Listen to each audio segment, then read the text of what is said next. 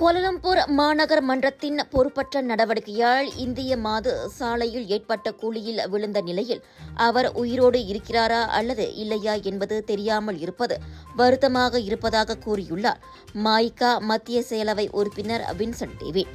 தாயின்றி தவிக்கும் மகன், மனைவியின்றி தவிக்கும் கணவன் என நிலைப்பாடு அந்த குடும்பத்திற்கு உருவாகிவிட்டது.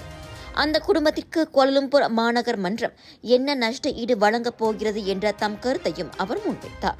இதுவரை பொதுமக்களுக்கு, அதாவது நடைப்பயணிகளுக்கு பாதுகாப்பு குறித்து எத்தகைய திட்டங்கள் வரையறுக்கப்பட்டுள்ளன என்ற தகவலை வெளியிட முடியுமா என்ற கேள்விகளும் மக்களிடமிருந்து மேயரை நோக்கி எழுந்துள்ளதை அவர் சுட்டிக்காட்டினார்.